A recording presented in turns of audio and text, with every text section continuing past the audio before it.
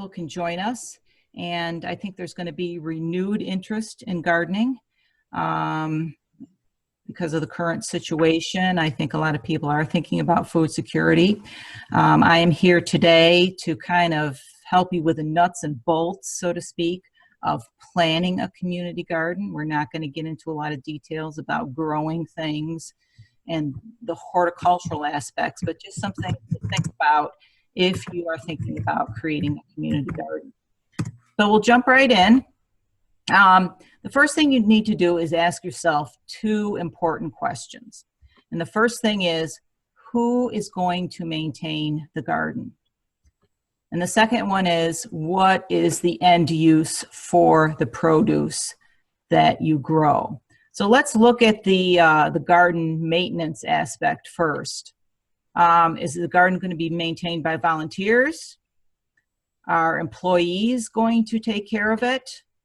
Maybe it's a school garden and students are going to do the work.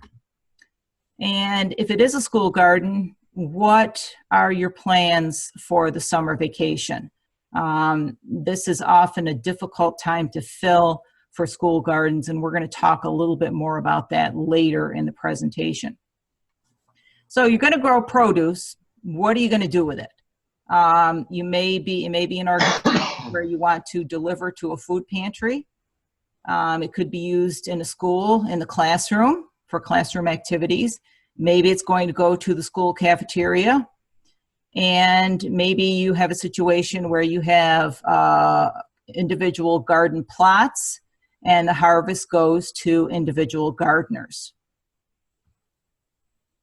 And if that's the case, how does that work? Do the gardeners get a share of the total harvest, or do they have individual plots that they take care of and they get everything from their individual plot?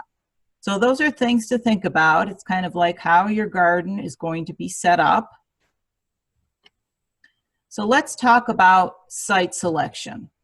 Where should you put this garden? Well, basically you need sun, obviously, and the minimum amount of sunlight that you need is going to be 8 hours a day. If you read some publications, they will say 6, but no, at least 8 hours a day. And the best way to determine that is just go outside and look at the site and see how much sun you're getting throughout the day. Slope.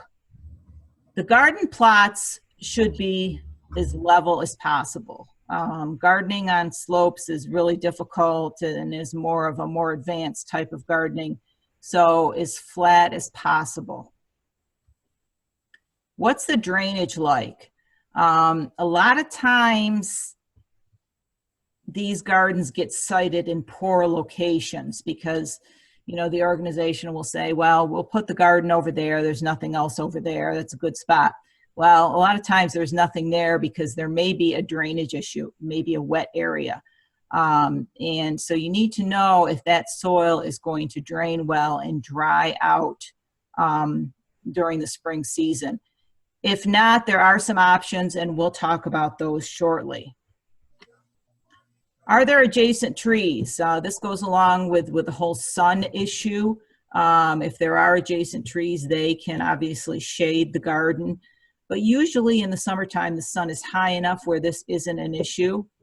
Now, if the adjacent trees are black walnut trees, that can create some problems because black walnuts put toxic materials into the soil and they inhibit the growth of nearby plants. A lot of vegetables are bothered by black walnuts and they don't grow well. So, you know, if you need to know what kind of trees are nearby, just give me a call and we'll get those identified for you. This may seem obvious, but you need to have access to water, or at least water from a hose distance away. Garden vegetables, you know, you can rely on Mother Nature, but in recent years, Mother Nature is not that reliable. And for the best results, you're going to need to irrigate. So you need a spigot, a hose, something like that, so you can get water to the plants. So let's talk about some different garden types. You can garden directly in the ground, and this is going to be the cheapest option. Ideally, you should remove the turf and not till it into the soil. Now, sometimes that's not an option. If you're trying to do this at the last minute, you may have to till the turf in. But ideally, that turf should be stripped off, and then the garden should be tilled. And the reason we suggest that is because if you till the turf in, as it breaks down and decays, it uses up a lot of nitrogen in the soil, and you can end up with nitrogen deficiencies within the garden. Another type of garden is a raised bed garden. And this is going to be more expensive because you need to have some wood. You need to build the beds. And if you do decide to build beds, we suggest white cedar, black oak, black locust, or white oak. These types of woods are the most decay resistant. And in fact, at our mission garden in Watertown, we were able to secure, I believe it was white cedar from the Amish, and we built some of our raised beds out of that. And it was surprisingly cheap. The wood was very inexpensive from the Amish, so that's a good option. Obviously, if you go to a hardware store and try to buy white cedar, it's going to be very expensive. But what we got from the Amish was very nicely priced. And if you want that information of where we got it, we can get that to you. You need, for a raised bed, obviously, you need to fill it. You need to add soil and organic matter. So there's another expense there. And raised beds are a good option if you have poor or contaminated soil. If you are on a site where maybe it's an old brown field, or there was a factory there, or you're just not quite sure what's in that soil, raised beds are probably a good option. And we'll talk a little bit more about contaminated soil shortly. Raised beds are good if you have no soil depth. And as you know, here in Jefferson County, we do have a lot of locations where you may have 6 inches of topsoil and then you have limestone underneath it. So raised beds are a good option in that situation. And if you have one of these wet locations where you're just stuck, the only option you have is to put that garden in a location maybe that's low-lying and it stays wet, does not drain, then your only option is to build raised beds. And I've got some pictures here. Well, and here's the last one, sorry. Handicap access. If you work for an organization that works with people that are handicapped, you can raise beds, put in raised beds that are higher than the normal type so that they are wheelchair accessible. And I do have some pictures of that here on the next slides. But the biggest thing to take away from this is you need to start small. If you're gardening directly in the ground, a 20 by 20 plot is a good thing to start with. And if you're doing raised beds, 4 raised beds. Don't go out and till up, a half an acre because it's going to be too overwhelming. Start small. You can always increase the size. And if you start small, it's going to be much more manageable. So here's some raised beds. Obviously, if you are putting this garden in an area that's visible, that has to look good, raised beds can be built in a way that's very attractive. There's some other ones there that are nicely built. Here's an option for handicapped people. The raised bed is a little bit higher, so it's wheelchair accessible. And you can create raised beds out of pallets. This is a good example here. We always see pallets alongside of the road. They give them away for free. And if you have a hammer and some nails, this is also a good option. So let's talk a little bit about soil testing. I kind of alluded to that when we talked about contaminated soil. The thing we worry about in gardens, especially when doing school gardens or working with children, are heavy metals. And the big one is lead. And And a lot of times if you're going to do a garden at a school, there will be a requirement that you have the soil tested for lead. And we can do that through cooperative extension. We have what's called a heavy metal test. Not only does it test for lead, but it tests for arsenic and cadmium and about 13 different evil types of metals that can be in the soil. And I believe the test is around $35, usually takes about 2 weeks to get the results back. But really the main thing they're concerned about is lead. And the issue with lead is not the fact that the plants are going to take it up and you are going to eat it. Plants do not take up heavy metals. If you have a tomato plant growing in lead soil, that tomato that it produces is not going to be filled with lead. Plants don't operate that way. The concern with lead is that if children are working in the garden and putting their hands in the soil, children tend to not wash their hands and tend to put their hands in their mouth, and that would be a way that they would ingest lead.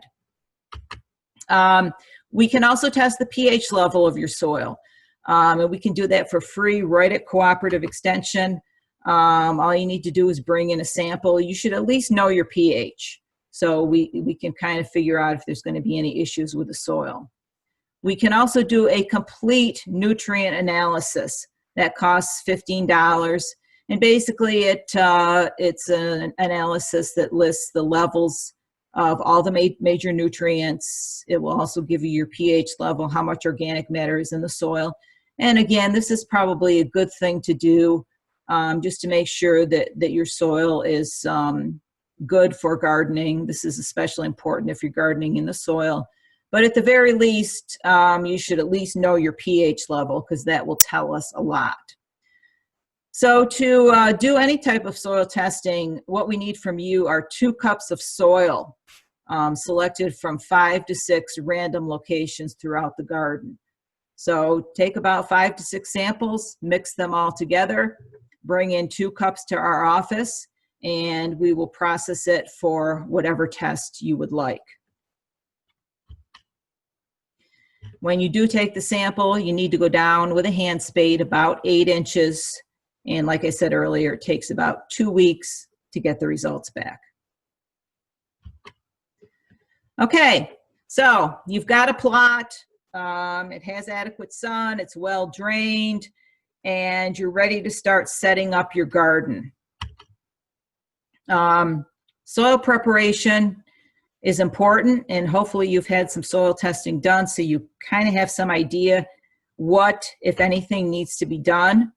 If you are gardening in raised beds, you need a mixture of topsoil and organic matter to put in the beds, usually about 50-50 topsoil, 50% organic matter. And organic matter would be something like peat moss or compost. Or you could even use manure. If you have composted manure, not fresh manure, but composted manure from cows or horses, that is also an excellent option.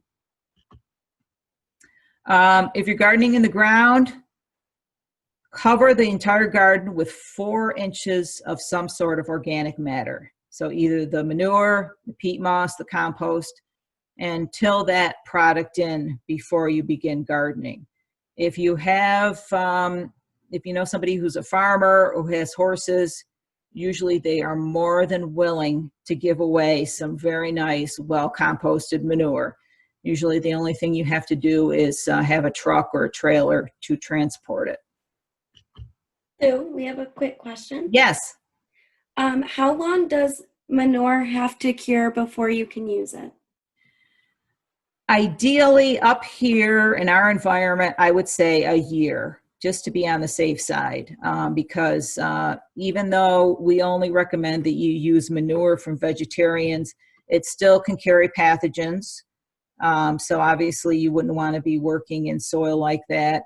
And another thing, if the manure is not well composted, it tends to be hot, and it can burn the plants, and it can create some problems with nutrition levels. So if you go to a farmer or you buy manure from a store, bagged manure, obviously the bagged manure is fine, but the farmer will know, you know, where the oldest, most aged manure is, and they will give that to you. So I would say ideally a year. Does that answer the question? Okay. Now, as far as how are you going to lay out your garden, a couple things you need to keep in mind. Most of us have a 2-foot reach. If we're down on the ground, weeding or planting, we can only reach about 2 feet. So keep that in mind when you're setting up your rows or your beds. If you are working with children, you may have to make that reach a little bit smaller. So in other words, if you have a row that you have access on both sides, where you can weed from both sides, that row can be 4 foot wide. If you can only access that row from one side, in other words, if the row is up against a fence or something like that, then that row should only be 2 feet wide, because that's about as far as you can reach. And again, with kids, you want to make it a little bit narrower. Some people set their gardens up in rows or in beds. Basically, rows would be similar to what you see in the photograph on the right there, just straight up and down rows of plants.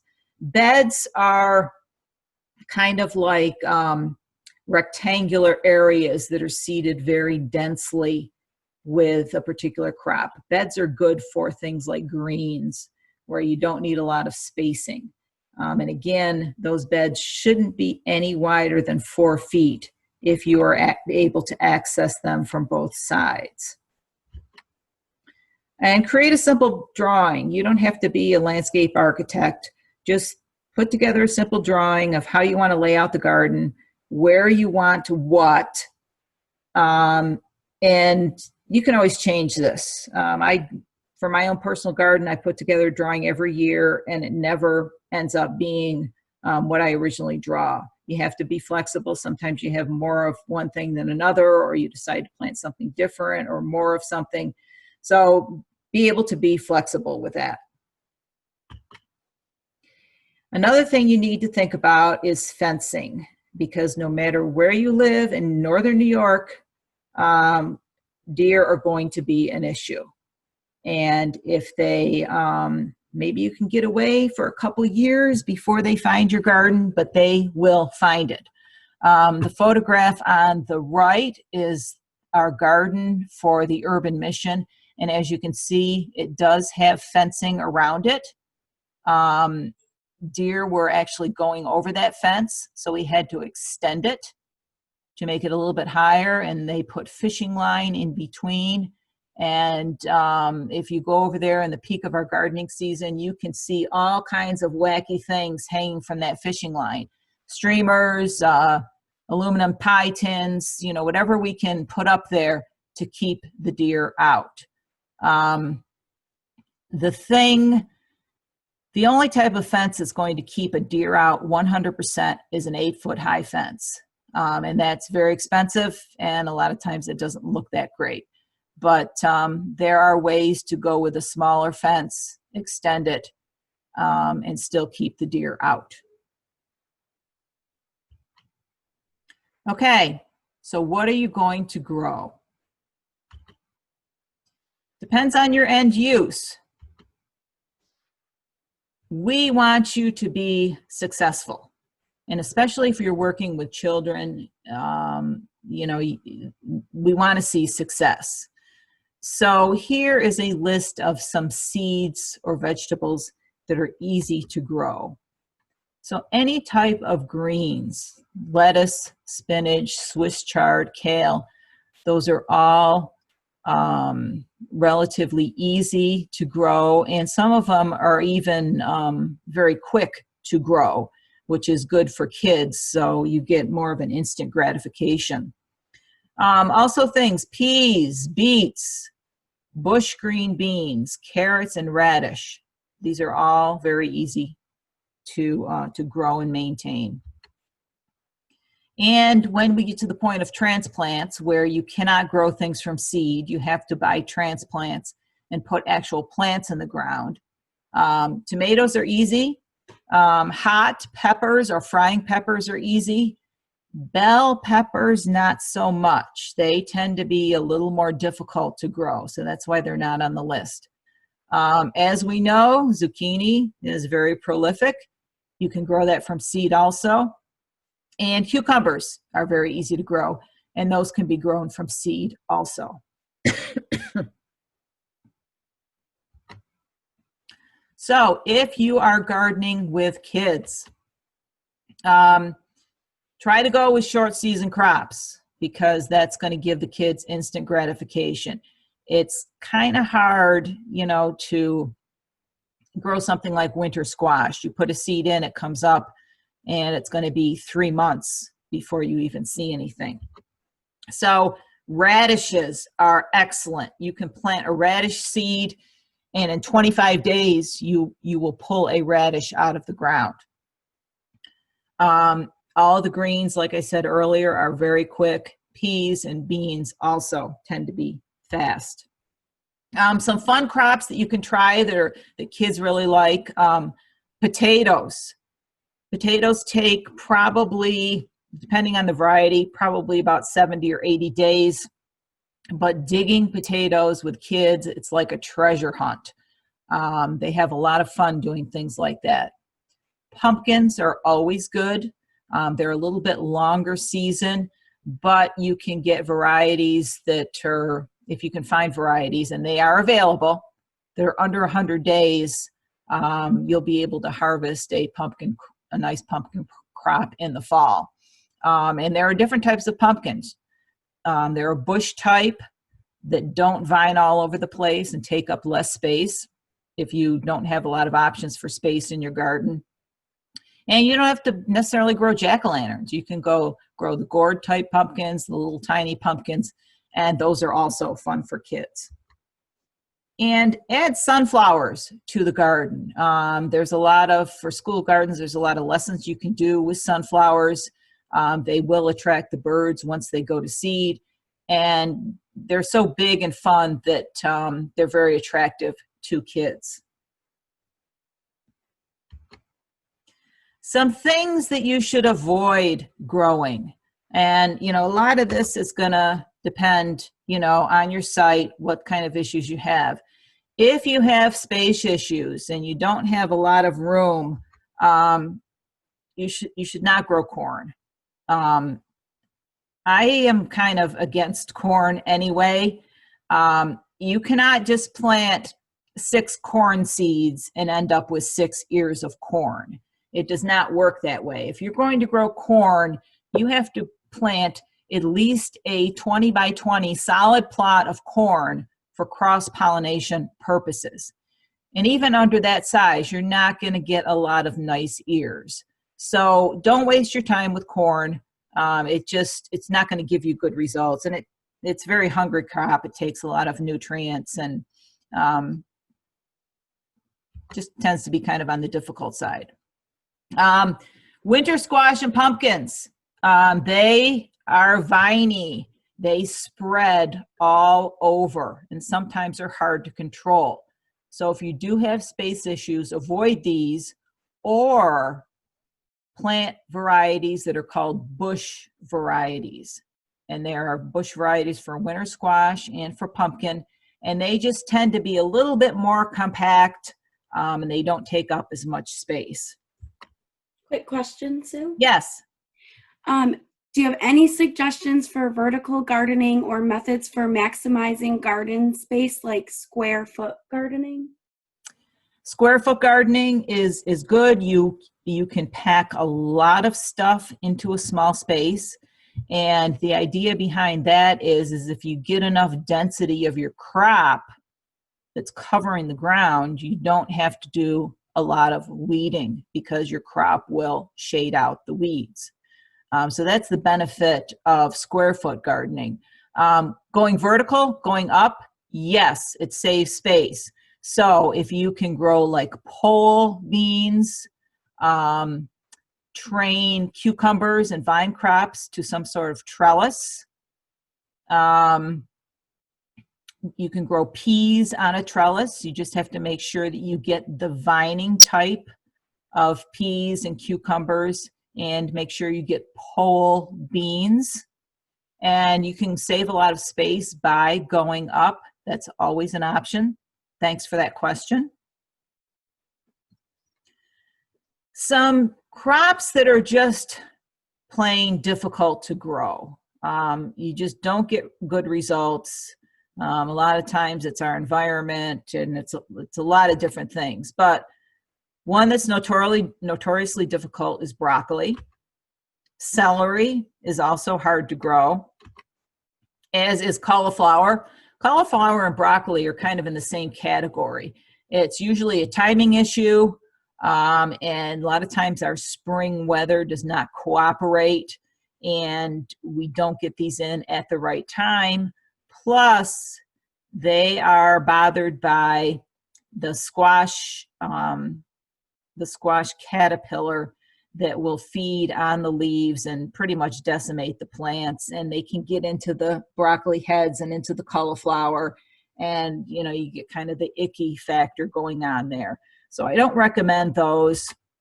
Cantaloupe and watermelon. These are very hard to grow in our climate because it just doesn't get hot enough for a long period of time. And cantaloupe and watermelon, they like a lot of heat. If you want to try growing them, the only thing I can suggest is to grow them on black plastic. And sometimes that black allows some more heat buildup in the soil, and sometimes you can get good results. But aside from that, they're just difficult to grow. Avoid invasives. So basically anything in the mint family that's a perennial, so things like thyme, mints, oregano, they tend to spread, and this can be an issue in any type of garden. If people want these or you want to grow them, my suggestion is to grow them in a separate location, or grow them in a clay pot and bury the pot in the garden, and then take that pot out in the winter, bring it inside, overwinter it, and then do the same thing the next season. And then there may be some other issues. People may think that they want to have asparagus or rhubarb. These are perennial crops. They take up a lot of room, especially rhubarb. And in the case of asparagus, it takes 3 years before you're going to harvest anything. So if you do have, community garden plots or individual plots, this may not be the best idea. And people just may not know that, it takes so long for these to grow, and they may not know that they're a perennial. They may just think you plant a seed and you harvest asparagus or rhubarb. So those are probably ones to avoid also. Sue? Yes, ma'am. Are there other options that do not involve plastic landscape materials? In relation to growing watermelon and cantaloupe? Jenny, if you want to elaborate, you could unmute yourself if you're comfortable, or type in the chat box. Hi, can you hear me? Yes. Okay, yes. For any use. I know we use it for weed control, as you mentioned, for that application as well. Just with the issues of plastic in our environment, I try to find any way possible to avoid use of something that is not biodegradable. Great, good question. You would have to use something that would be dark in color, that would absorb the heat and transfer it into the soil. So maybe some type of bark chip mulch would work. I agree with you that plastic is not sustainable. It's made from oil. Personally, I don't like it. I don't like the way it looks. but I would think bark chips maybe would work to get a little bit of heat going on those sites. But if you have further questions on this, you can give me a call and we can discuss, and I can find out, exactly what your plans are and get some more information from you. All right, thank you. So if you're working with a school garden, summer vacation is always a time when interest tends to wane. There's nobody at the school. It's hot. People don't want to go over there and deal with weeding. They're on vacation. They don't want to go near the school, whatever. So if you're working with a school garden or after school program, whatever, you need to have some options for what to do during the summer. One thing you can do is you can grow crops that are going to be harvested in May or June. So the kids plant them, harvest them, and then they go home. Peas, radish, lettuce, spinach, those all fit into that category. Another thing you can do, yeah. Okay, so you don't double grow your crops? When you say double grow, what do you mean? Like succession planting?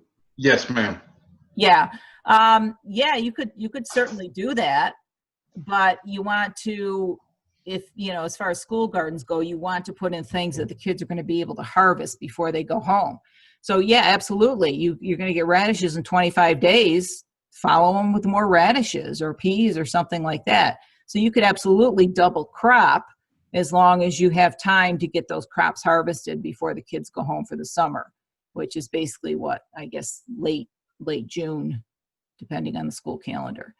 Did that answer your question? Yes, it is. We're a community garden, so we got to keep on producing crops as much as possible. Yeah, okay, so you're in a different situation, okay? You're not a school garden. So yes, absolutely, in community gardens, do double cropping. Once those peas are done, and we all know that, once the weather gets hot, those peas don't like it, they die back. Follow them with the green beans. Thank you. Same thing with lettuce and spinach. They do not like the heat. Once it gets warm, they go to seed, they die back. Put something in their place. Absolutely, you should not have any bare ground. Take advantage of every space that you have. The other issue is instead of plastic, we go to the Amish and we pick up sawdust, and we use that. Yep. Sawdust is a good option for mulch. You don't want to incorporate it into the soil, but using it as a mulch is perfectly fine. Again, when you start using these natural products for mulch, you want to put down no more than 3 inches, because if you get really, really thick layers, the water cannot penetrate. They tend to dry out on the top, and then they shed water, so the water doesn't go directly into the plant roots. And they should never touch the plant stems. So no matter what you're using, whether it's sawdust or hay, and we're going to talk about this a little bit. I think I've got a slide coming up on that. So we'll talk about that some more. Thank you. Okay. All right. So for school gardens, another option is to grow crops that are harvested in the fall. So the children would plant them before they go home for summer vacation, and then they would harvest them when they come back. Pumpkin and winter squash are good candidates for that. Potatoes work well. Carrots are good. And again, the potatoes and the carrots, it's fun because it's like a treasure hunt. Now, the only problem with this is somebody needs to keep those crops watered and weeded throughout the summer. So in that case, you need a cadre of parents, kids, volunteers to attend to the garden. So basically, yeah, you plant them in May or June and you harvest them in September into October. Sue. Yes, ma'am. Someone in the chat box asked, I'm guessing they're looking for suggestions of cover crops to plant after harvesting. Okay, good question. So in the late fall, when you've harvested everything and you have no options for double cropping, there's nothing left to be planted, you should absolutely put in some sort of cover crop, not only to protect the soil from erosion and to, kind of shade out some weeds, but it will also put nutrients back into the soil. And one of the best things to put down is annual ryegrass. It's easy to find, it's cheap. Basically, it'll come up in the fall, it'll grow, it will get killed over the winter, so it won't go to seed, it won't leave weeds behind. And then in the spring, just till all that matter that has died back into the soil, and that's going to provide you with some nutrients.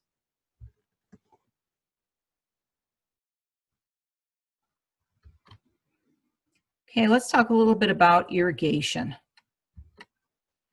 Ideally, drip irrigation is best, and that's what's shown in the picture on the right. We recommend drip irrigation because you can get the water directly to the plant roots. You don't get a lot of evaporation. There's not a lot of waste, but there is some cost incurred because you do have to purchase the hoses and the lines and some fittings. And, for a lot of organizations, it's not an option. The money isn't there. They may not be able to set up a system like that. So the next best thing would be to water by hand at the ground level. That means watering and trying not to wet the tops of the plants. Overhead watering, which is the last option, which would be a sprinkler or spraying with a hose, it's acceptable. The problem with it is we don't want to wet the tops of the plants too much, especially late in the day, because that leads to fungal diseases. So if you're going to use overhead watering, you need to do it early in the day, before 9 a.m. So if you've got volunteers that are going over to water and do maintenance, you really need to make it clear to them that if they're going to be spraying with a hose or a sprinkler, they need to do that before 9 o'clock. That will give the plants time to dry out before we go into the high humidity periods of late afternoon and evening. No matter what you do, make sure you water deeply. You want the water to penetrate down into the soil. If you just give a little sprinkling here and there, the problem is that the roots stay close to the surface because that's where the water is.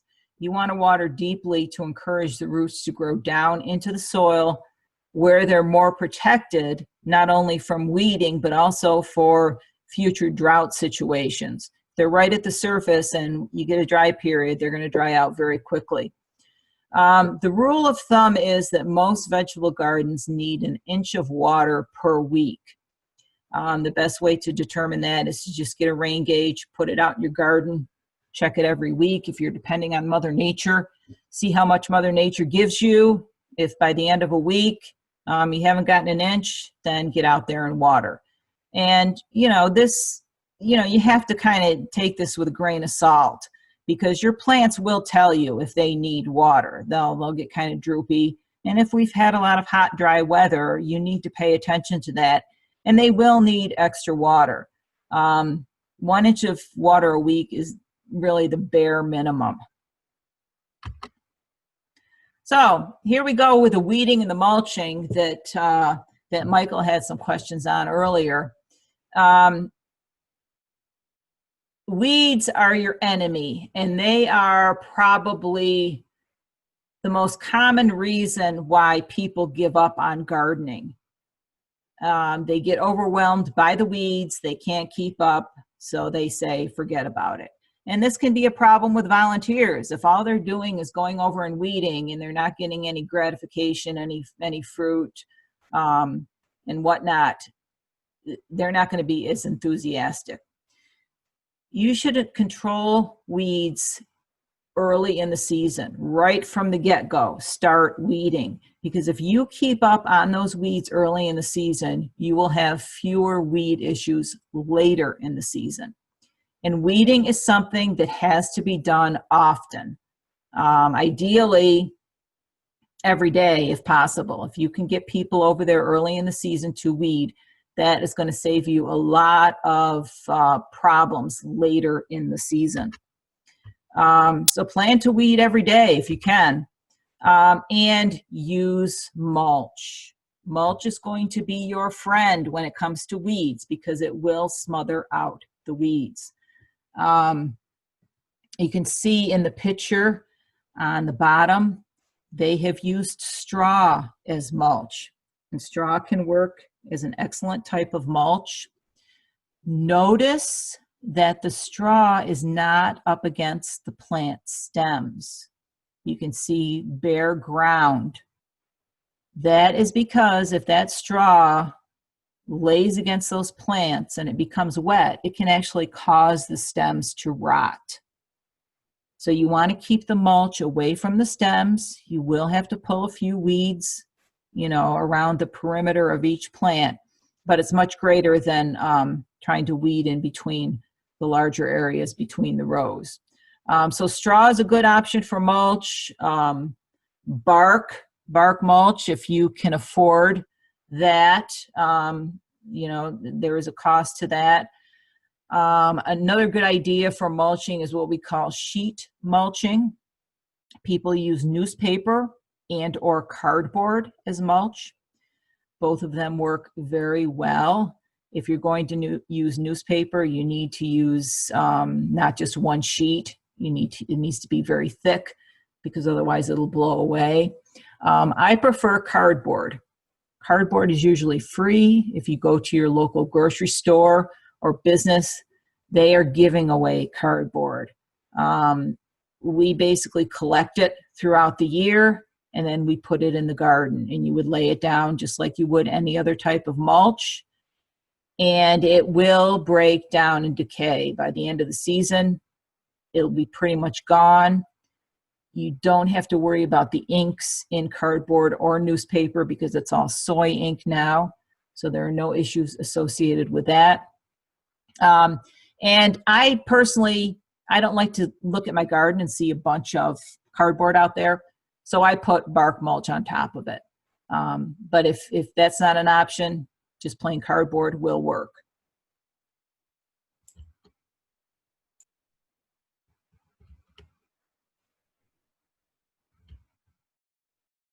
And I think we talked about all of those options. We have another question in Yes. the chat. Yes. So what about using trenches and sways to maximize rainfall and minimize manual watering requirements? That is a good option to manage water, putting in trenches. And this is kind of the way they garden in the South, in a lot of third world countries. Basically what they do is they plant a row and then they have trenches on either side of it that are filled with water. That's an excellent way to go. It's a lot more work, but if you have the space, how successful it's going to be is really going to depend on how much rainfall you get. If you are in a situation where you have to depend on Mother Nature, it may not work as well, but if you have a way to flood those trenches, so to speak, it can be very effective.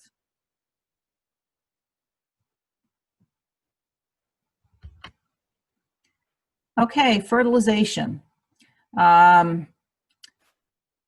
Basically, we all know that plants need nutrients and fertilizer is good for them, but people can get kind of carried away with this. More is not always better. First of all, are you an organic garden or not? Most community gardens, most school gardens are organic. That's why people are doing it, because they want organic produce. So some organic options for fertilization. We talked about manures, as long as they're well composted. Compost is also an option. So, you know, a good thing to do is just to, if you do have a community garden, have your gardeners start composting at home, or have a compost bin on site where people can bring their compostable items and put them in the compost bin, and you can make your own compost. Peat moss is another option, although it's expensive and it's not sustainable. It's harvested from peat bogs, usually up in Canada, and there's only so many of those, so it's not a sustainable option. A good option is fish emulsion. It's basically comes in a bottle like that, and basically what it is, it's just chopped up fish remains. All the stuff that they don't use gets chopped up into this liquid, and it's a liquid fertilizer. You mix it with water and you pour it onto the plants around the soil, and you can even pour it on the leaves too. They will absorb the nutrients through the leaves. It smells super bad, but it's a good organic option. If you're not organic, you can use Miracle Grow, which is a liquid fertilizer, or Osmocote, which is a granular fertilizer. And I don't see any issues with these unless you are certified organic and you have to stay away from chemicals. These ones are not going to create any problems. They aren't like pesticides where you would not want to use them. The benefit of Osmocote is that it's a granular fertilizer. It looks like little tiny beads, and you incorporate it into the soil, and it slowly releases fertilizer throughout the season. So basically you add that, you're pretty much done. You don't have to think about anything. With Miracle Grow is good when you have transplants. When you put the transplants in, water them with a Miracle Grow solution. That will help with transplant shock and give them a boost. And you can do the same thing with the fish fertilizer. You can do that as a boost for after transplant. Miracle Grow has higher nutrient levels. The nutrient levels in the fish fertilizer are lower, but the benefit of the fish fertilizer is that it also has a lot of micronutrients in it that plants really need. So let's talk about some pest issues. Usually with first year gardens, you don't usually have a lot of problem because the pests haven't found anything yet. But eventually pest issues will come up, and they can be insect problems, they can be disease, and this would be a whole semester class if we went into all the individual pests that could bother plants. The bottom line is we're going to make it simple. If you see anything in your gardening in your gardens that doesn't look right, lesions on the leaves, things dying, things wilting, weird insects biting on things, bring a sample into Cooperative Extension or send us a photograph. And I think in the short term, I think our only option is going to be photographs. Usually we can tell right away from a good photograph what's going on. We can tell you how to control it, and we can tell you how to control it in an organic manner. If you're not organic, you may want to use some sort of pesticide. We can give you that information also. So just know that Cooperative Extension is available to help out with any pest issues that you have.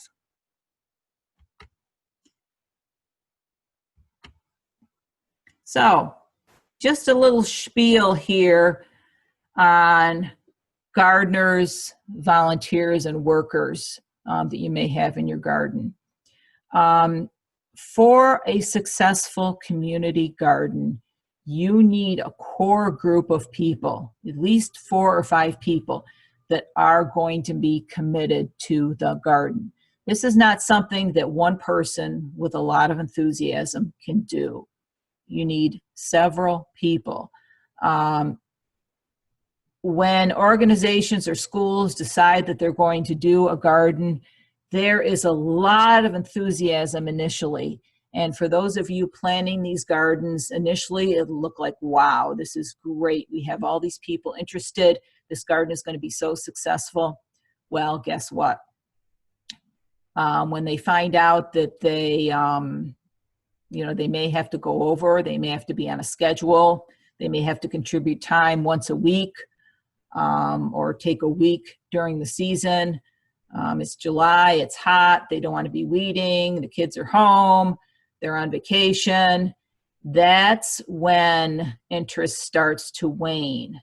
And that is one of the reasons why a lot of these community gardens fail, is because they don't have enough people, enough core people to keep the gardens up and running.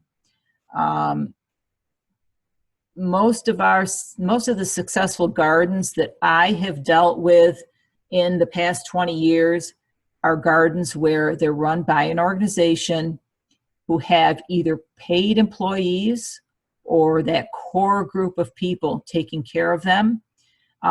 Church gardens tend to be very successful, I think, because of the moral issues associated with that. Otherwise, they may run for a season or 2 seasons, and then they become defunct. People lose interest. So I guess my point is that if you are going to start a garden, you really need to make sure that you have people that are really going to be dedicated to this. And on top of that, if you're going to, no matter who's working your garden, it's probably a good idea to require that they take some sort of training. A lot of times with community gardens, people, they don't have a lot of experience. They may not understand a lot of things that are, obvious to us if they haven't been exposed to gardening. And you can require a training that they go through. And we have done this with a lot of community gardens. We can do this right here at Cooperative Extension. I can set up a day and time at the convenience of your gardeners and put a program on for them and just teach them the basics of gardening. That way, everybody's on the same page and they kind of have the same knowledge level. It's a good idea to put together a set of rules for the garden that everyone adheres to. And most of these gardens are organic, so, basically no synthetic pesticides. And if you don't make these rules clear right from the beginning, this can create a lot of conflict. So if, Joe is an organic gardener and Mary, who's right next to him in her plot, is, spraying 7 on everything regardless, Joe's not going to be very happy. So be very clear about what can and can't be done in the garden. There may be some invasive plants that you don't want people putting in. We go back to the mint family, so you may have some restrictions on what people can actually plant if it's the type of garden where you have individual gardeners in individual plots. And you should have some rules on maintenance. Again, this is especially important if you have people who have individual plots. If gardeners are not keeping their beds weeded, those weeds are going to go to everybody else's plot. They're going to go to seed. They're going to grow underground via rhizomes, and they're going to move into other people's plots, and that's not going to make people happy. Plus, if everybody else is maintaining their garden, and then you have one person who, is just letting everything, is ignoring it, not doing anything, it doesn't look very nice either, and it's not a very nice atmosphere to be gardening in. So put together a set of rules and, do some sort of like contract or pledge or whatever you want to call it, and make people sign it. That way, everybody's on the same page and you don't have to worry about any conflicts. For more information, you can always go to the Cornell gardening site. That has a lot of good information on growing individual crops. And you can also contact me at Cooperative Extension. I'm going to give you our new phone number. The number that's up there right now is our office number, and obviously we are not there. So if you have gardening questions, you can call me on our gardening hotline. And I'm going to give you that number. It's 315-405-0982. And that is a dedicated line for gardening questions. It is operating from 8 in the morning till 4 in the afternoon, Monday through Friday. We can also assign master gardeners to your garden to troubleshoot for you. In the past, we've set up situations where once a week on Monday at 9 o'clock, a master gardener will be at your garden. That way gardeners can ask, they can be there, they can ask questions, master gardeners can walk through, see if they see any issues with the garden. And of course, under our current situation, that's going to be dependent on how things pan out through the rest of this summer. And like I said, I can always do garden training classes if you would like to set something up for your gardeners, and we can do something like that online. So April, that's all I had on that. If you would like to take over the screen, I will take any questions. Sounds good. I will stop share. I guess I have to do that in order to, there we go. So does anybody have any questions about anything that I covered?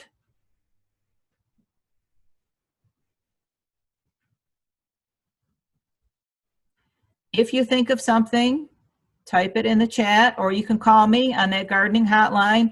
This was kind of an overall quick and dirty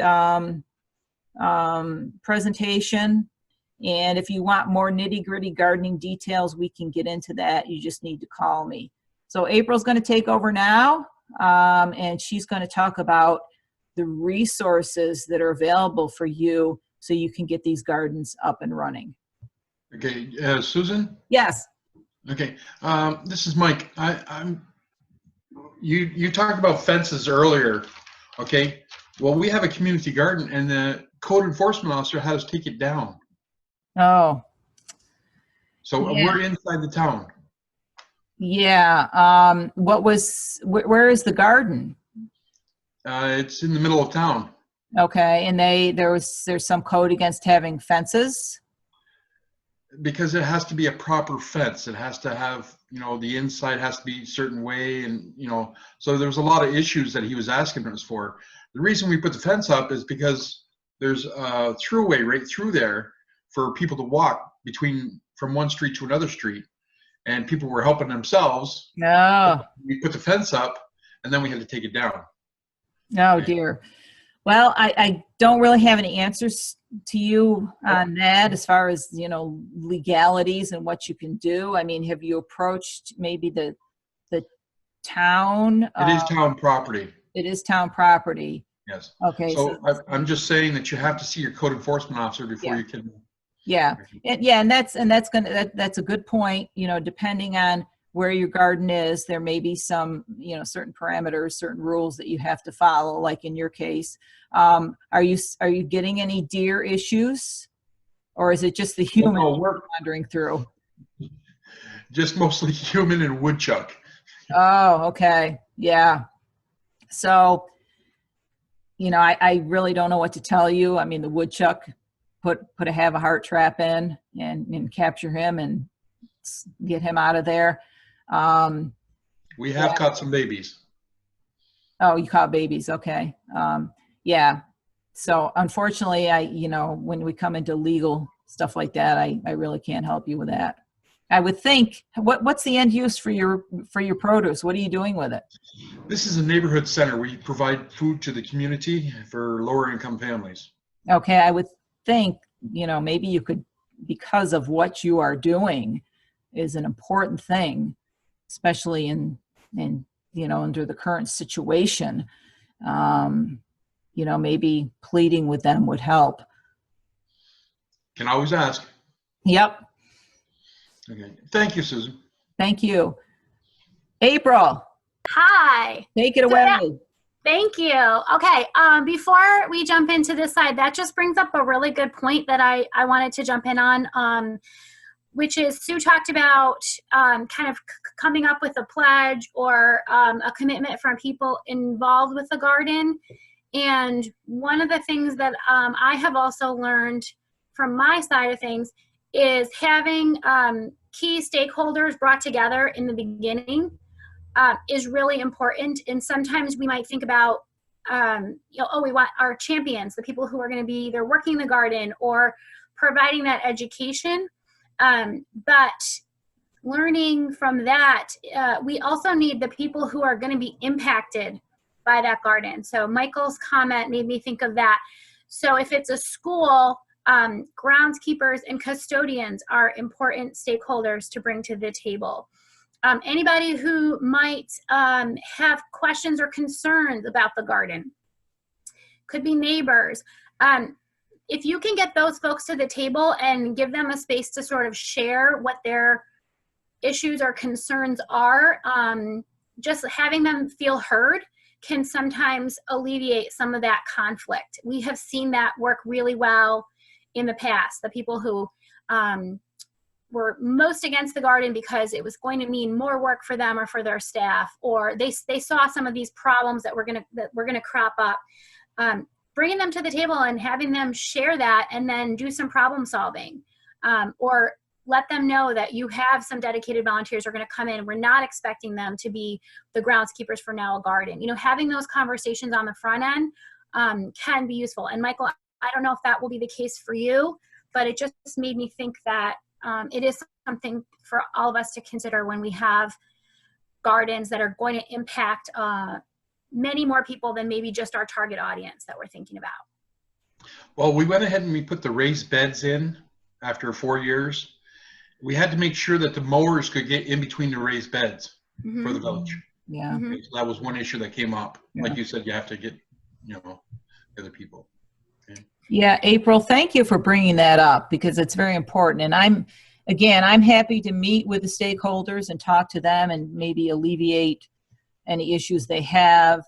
Like April said, sometimes you get pushback from the custodial staff because they think, oh God, now I got something else I have to do. You know, when their summers are just basically mowing and they can barely keep up with that, they don't want to have to maintain a garden, something they know absolutely nothing about. So I would be happy to meet with the stakeholders, alleviate some of their fears. And we've done that in the past. We've met with groups as they're just forming. So keep that in mind also.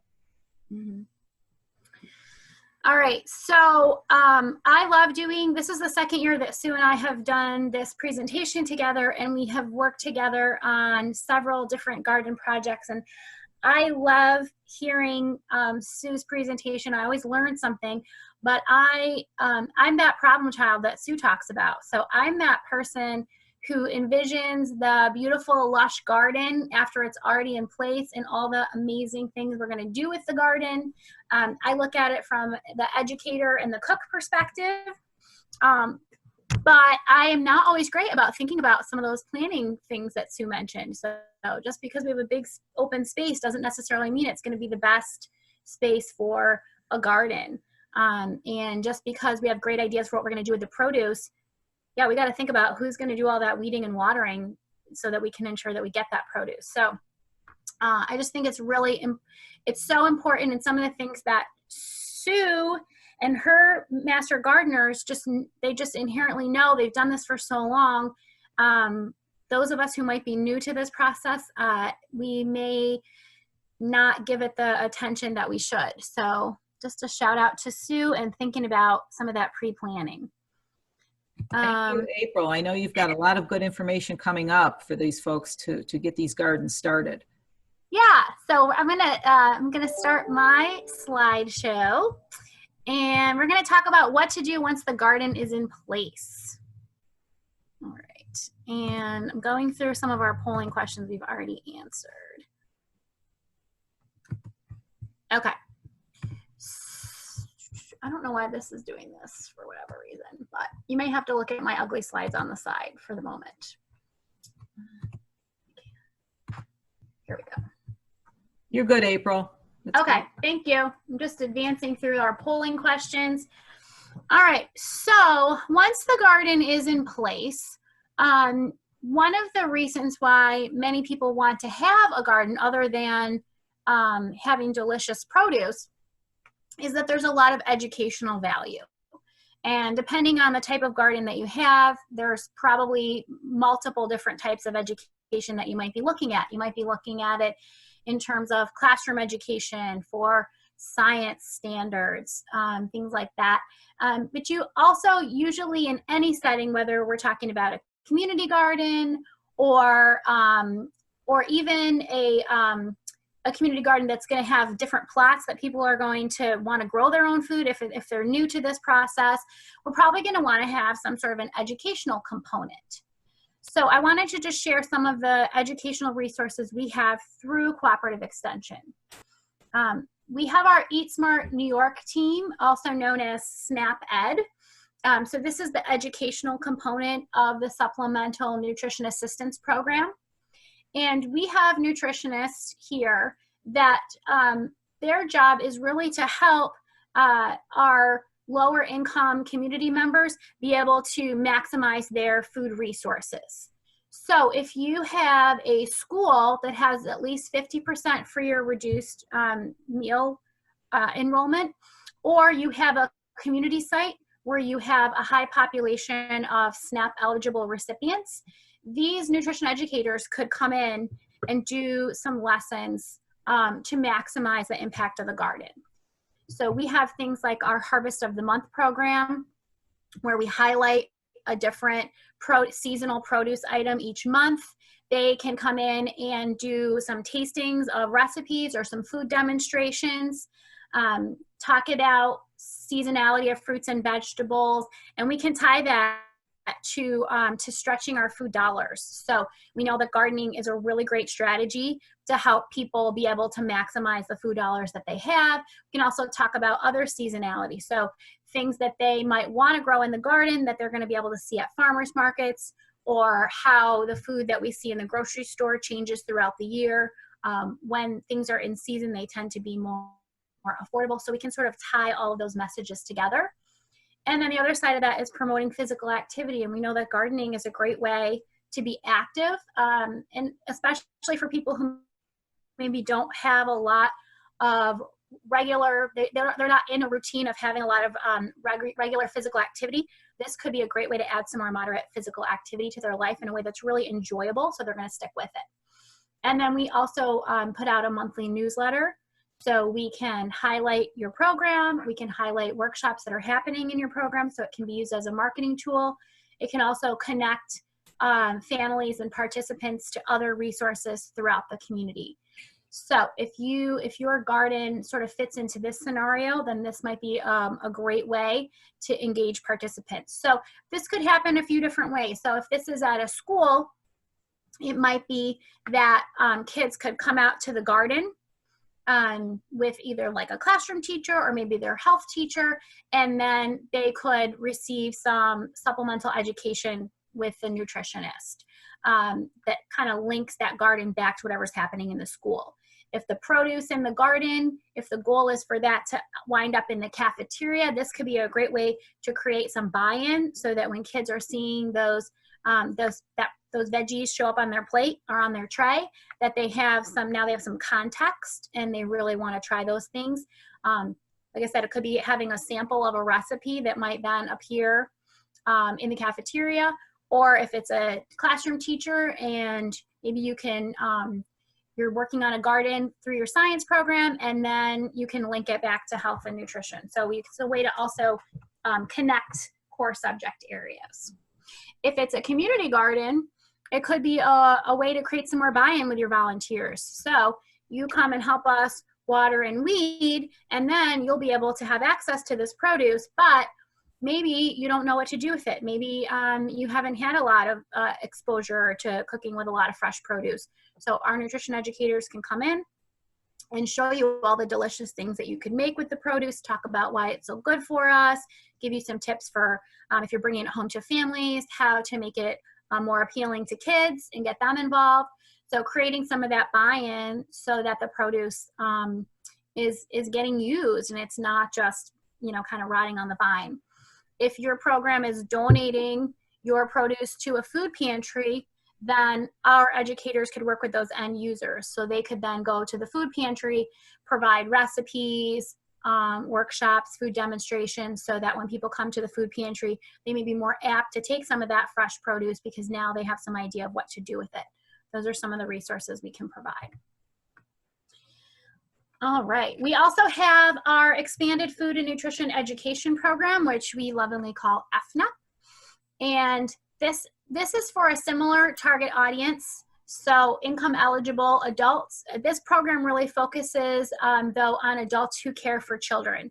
So the income guidelines are a little bit more generous, but one of the requirements is that these are caregivers. So these could be parents, grandparents, anybody who's regularly feeding and caring for children. And this program is a series. So our SNAP Ed program from the last slide could be a one-time event or workshop if you're having like a garden kickoff, or it could be a small series. Our FNET program is always series education. So this is typically 6 lessons. It could be a few more. And it has some similar content, but it's really around long-term goal setting. So this works really well if you have a regular group of participants that are coming. So if you are already gathering people at your organization for some other type of programming, or again, if they're coming to do regular volunteer hours in the garden, then we could link up and provide this education at the same time. But ideally, we'd want to see the same participants each week for this program. And again, we can, again, we're going to talk about stretching our food dollars, eating more fruits and vegetables, making it more enticing, giving them some of those healthy recipes and maybe preparing some healthy recipes together, and strategies to take that home. Okay, so now I want to dig into some other education resources. So,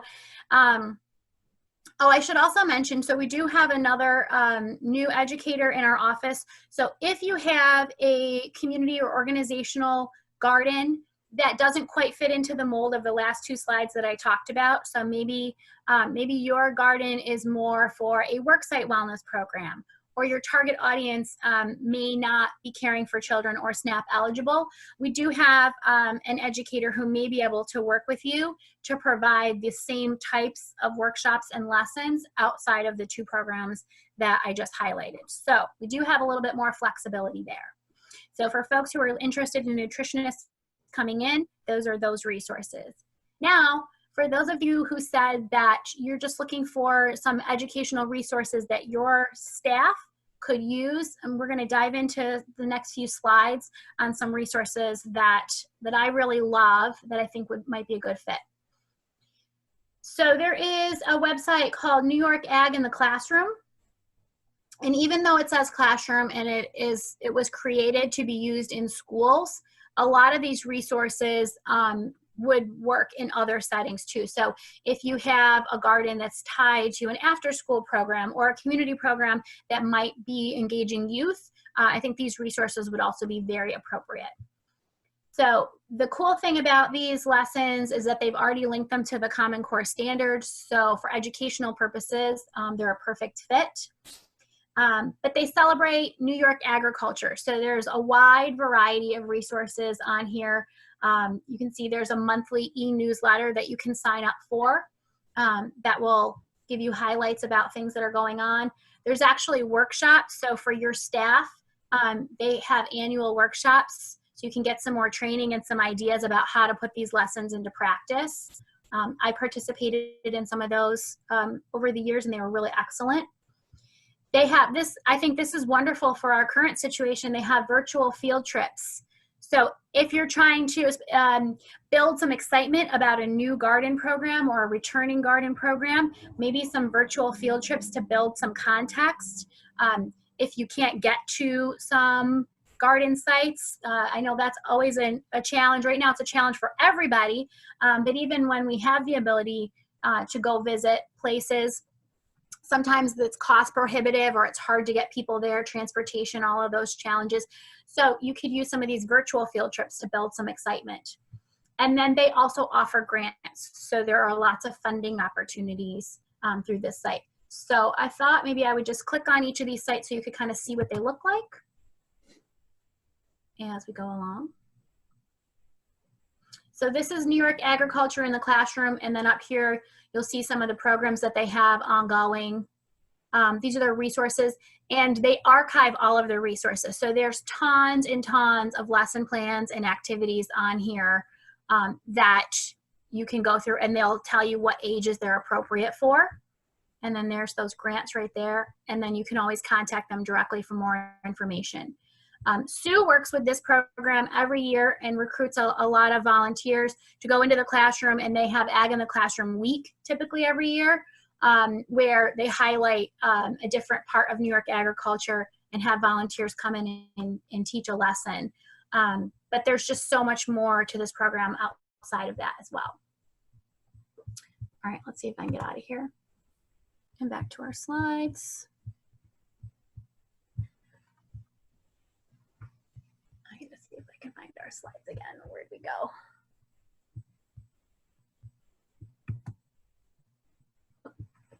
Bear with me for a second. There we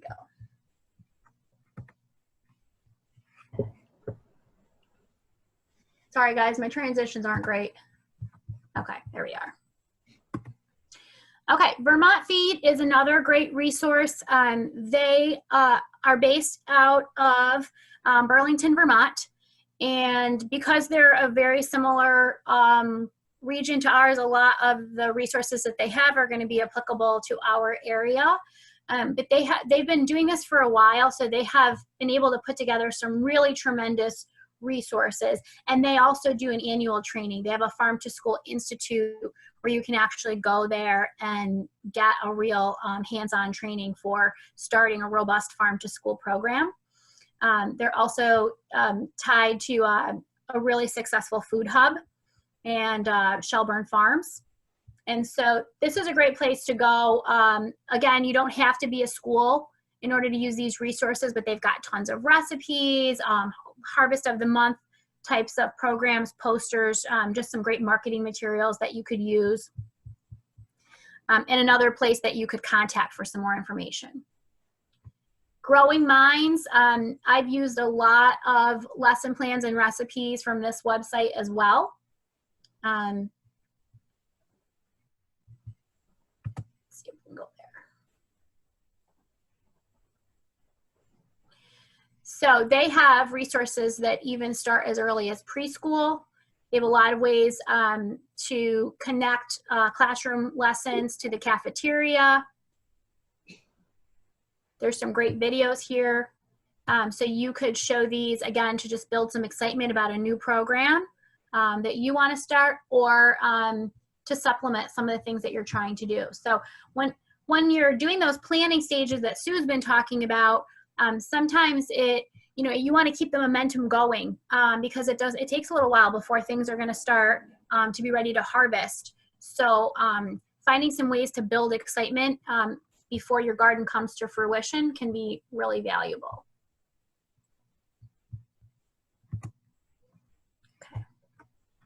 Okay. These two resources here are actual, they're PDF versions of some great curricular resources. So there's one called Got Veggies and one called Got Dirt. So these are out of Wisconsin. See, sometimes they take a little bit to load. We'll see if it's worth it or not. But they have you can have access to the full curriculum here. They have all kinds of great lessons here that I just love.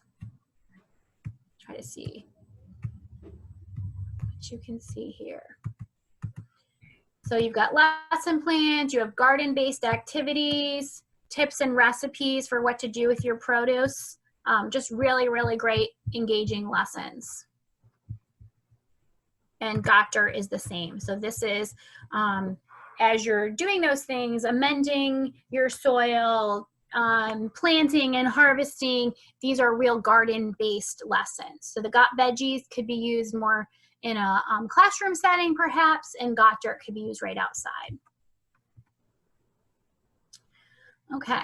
So the USDA has a really robust toolkit that they've put together over the past few years.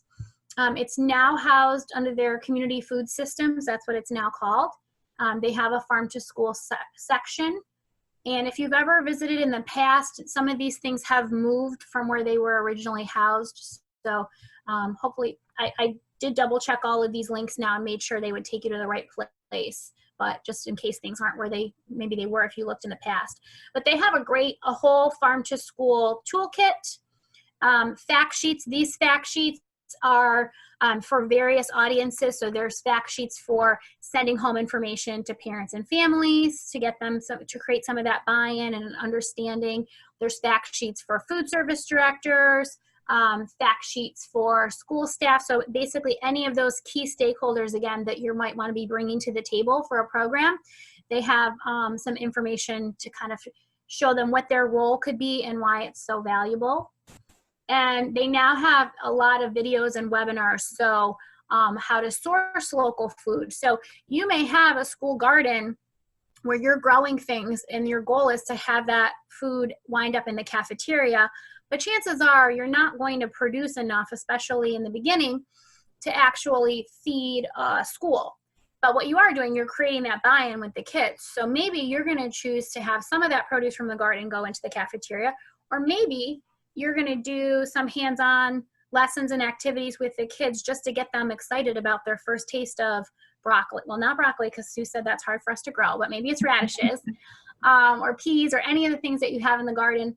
You're going to get them excited and create that buy-in about growing and preparing that food, but you still need to have it in the cafeteria. So you might be still looking to other local growers to source. So there's a lot of great resources in here on that. And it's really wonderful for kids they can grow some of their own food, but also to see that larger food system and how we are a part of that larger food system and where their food is coming from out in the real world. You know, that it's not just coming from a drive-through or even from a grocery store shelf. There's a whole story before that. So maybe bringing in some local growers, local farmers to show the kids kind of how they're doing things, and then they can see how that translates to a school or a community garden setting. There's also an e-newsletter called The Dirt through the USDA. This is great because, first of all, it's going to show you some really wonderful success stories around the country. Many of them are school-based, but some of them also fall into child care centers. There's some tribal communities sites on there, but also you can submit information to The Dirt, so you could potentially highlight your own project through The Dirt. And the USDA has very large grants that they award each grant cycle, which is typically every 2 to 3 years. They have several different categories that you can apply for, and these are excellent grants to provide some larger funding for districts. New York State has now developed their own website full of resources. So they have a whole farm to school section, how to start a program, again, some of that financial assistance that some of you might be looking for, connecting you to those other local producers. And this can also be a way to show kids what does grow in your area. So when you're starting to think about what you want to grow in your garden, you know, Sue gave us some great tips for what will be successful, but it's really fun to involve your participants in thinking about and dreaming about what kinds of things they'd like to grow. And one of the ways you can do that is kind of give them some ideas for what other people are growing in our area. They also have a Harvest of the Month toolkit with some great posters and marketing materials that you could use, and then other related resources. The Department of Education here in New York State also has a farm to school section now. And we're really seeing this movement growing. That was not meant to be a joke, but there's more and more, we're seeing the value of the growing food in schools, and as we do, there's just more and more resources becoming available. So you can see a map of all the different schools that have farm to school programs, and they all are different. There's no one perfect model for a farm to school program. There's lots of different ways that might come to fruition. They have some training and guidance available, and again, newsletter and some spotlight news just to kind of show you what's happening around the state. Farm to Institution New York State. So this resource covers a couple different areas. They have some information for starting school gardens or community educational based gardens. They also provide a lot of training to our local growers so that they are able to sell to schools or to other institutions. So they provide some of that training that that a farmer would need in order to have the certain certifications, or keep in mind what sort of considerations would need to be made in terms of processing and delivery for institutions. And then Cornell University also has a farm to school site, and I'm just going to show you this real quick. So this one, Sue might have some information on this too, but this was revamped fairly recently.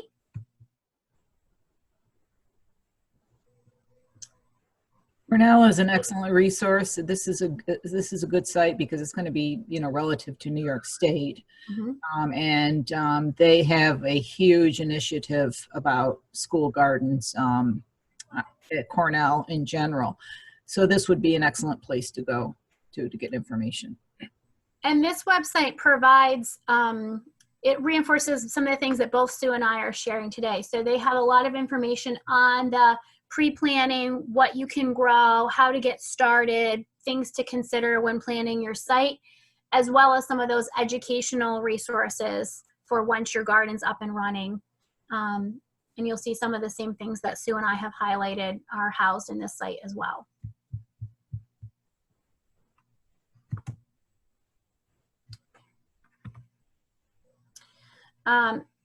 These are more community-based resources. So if you're not a school, but you're an organization that's either looking to have a garden for your participants, or a community site where neighbors or community members are going to come together to have a garden.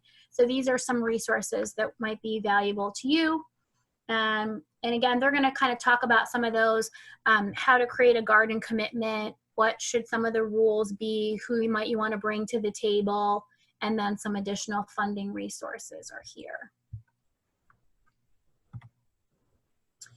Okay, so speaking of funding resources, so in addition to grants that a lot of these websites are offering, there's other ways to fund your garden. One of the best things to do, and especially in a small community like ours, is in-kind donations. So looking to community-owned small businesses, they are usually very happy to help support these types of projects.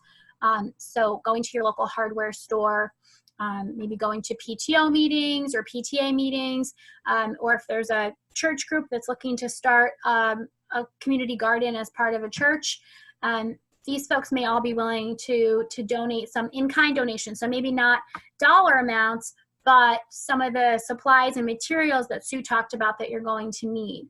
And so usually all they would require is some sort of a letter, maybe with your organization's letterhead on it, and kind of talk about what your project is, what it's intended for. So where's the produce going to go? Why do you want to have this garden? What will it bring to the community? And then what are some of the things that you might need? So they might be able to provide the rain gauge, or maybe some irrigation or some gardening tools. Fundraisers is another way that you could raise some funds. There's a lot of seed companies that will work with you for fundraisers, so you could actually sell seeds to the community. Once your garden's established, you may even be able to sell some of your own plant starts for transplants. That before that you're at that point working with another seed company to do a fundraiser, or bulbs, or local nurseries and garden centers, they may be willing to partner with you so that you could get a portion of the proceeds from the sale. There could be local corporate funding or foundations that may have similar overlapping mission or vision that might be interested in supporting your project, especially if you're able to capture what your purpose is for your garden and how it's going to impact the community. And then there's some of these, again, some of these grants out there, and they vary in size. So the USDA grants are quite large, but with the larger grants, there's also there's a much bigger process. It's more time consuming to submit these grants. They're going to ask for a lot more documentation. So usually the bigger the grant, the more writing work there is. And depending on the situation, CCE has been able to partner sometimes with organizations to help with some of this grant writing. And then there's smaller grants. So Tractor Supply, they do small, like $500 or several $100 grants typically on an annual basis. And those are much easier to apply for. There's a lot less paperwork and tracking involved because it's a smaller grant. So depending on your program's needs, maybe starting with some of these smaller grants, and then as your program grows and you have more of a story to tell and more documentation, you may be eligible for some of these larger grants. National Garden Bureau, therapeutic garden grants. So I know we've worked with some community partners that while we've focused on our end on the nutrition side of gardening, how it's so important to help us eat more fruits and vegetables, there's a lot of other benefits to gardening, and we know that the therapeutic aspect is one. So we've worked with organizations that have done it for more of a mental health aspect. If your grant involves working with kids, youth garden grants could be eligible. If you're not a school but you're still working with youth, this might be the place to look. Some of these other national chain garden stores, so places like Lowe's, they do a lot of grants. And then Grow More Good Grassroots Grant. So some places to check out. All right. So that wraps up my end of the presentation. What questions do you all have for me in terms of what to do once you have a garden?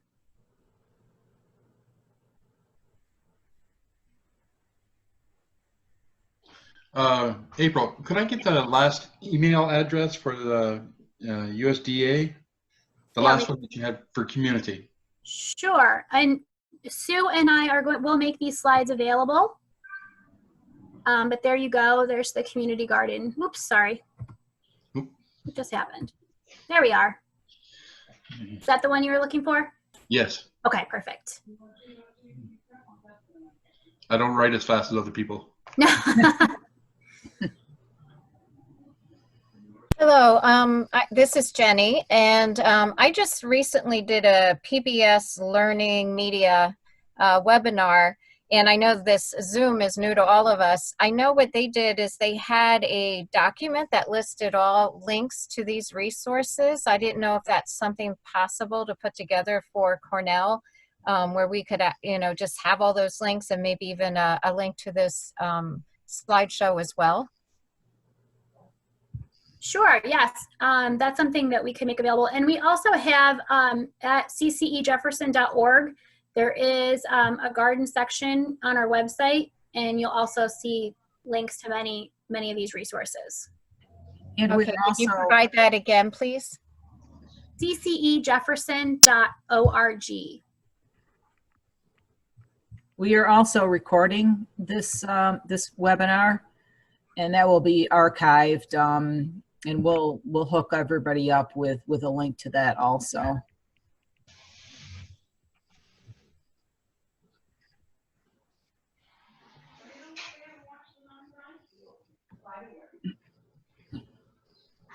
So our big takeaway today is that there are lots of resources out there, but Sue and I are also available as your local community contacts. So if you have questions about both getting started and then sustaining the program and incorporating some education, please don't hesitate to reach out to us. If we know the answer, we'll give it to you, and if we don't, we'll find the answer.